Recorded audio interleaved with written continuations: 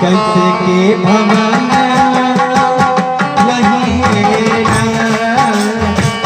कैसे के भवन लहिएरा,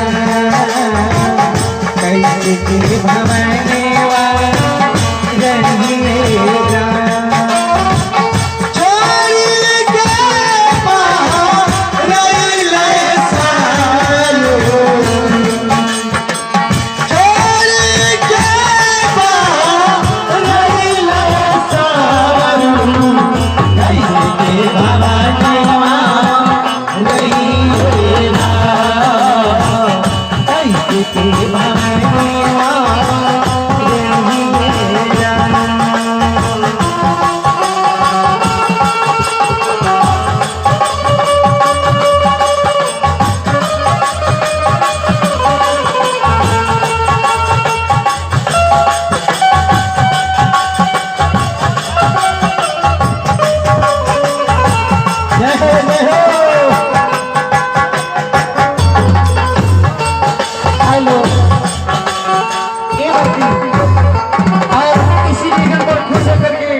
पवन सात कर मोहम्मद की तरफ से हमने पास से 11 पुरस्कार बा और हमने पास से बड़ा जहिया से गईला पताला न पतिया, रही रही यारिया में तोहरी रतिया।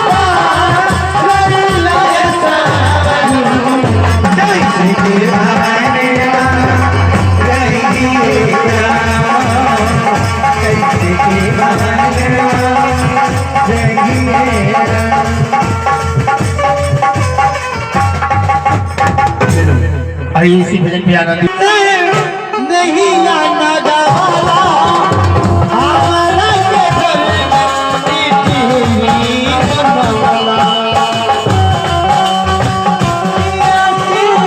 नहीं गाना गावाला हमारा के घर मीठी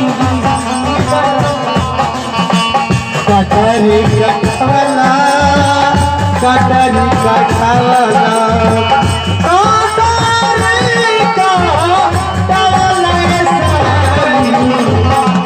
के भवन लहिएरा, कैसे के भवन लहिएरा।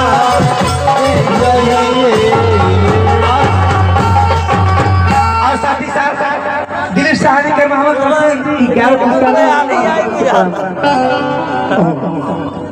साथ ही साथ आप सभी राम भक्तजनों की सेवा में प्रस्तुत रहा बहुत ही सुंदर भजन। तो साथ ही साथ आपके समक्ष प्रस्तुत होने जा रहे हैं मात्र 2 मिनट की समय लेते हुए कि कहे से कि बहुत माता बहन भाई बहन जो श्रद्धा लगाकर आए हुए हैं कि भगवान जी के पावन चौरों पे कुछ दान अर्पित करेंगे। वह समय वह अवसर आप लोगों को मिल रहा है मात्र 2 मिनट की समय लेते हुए कहे से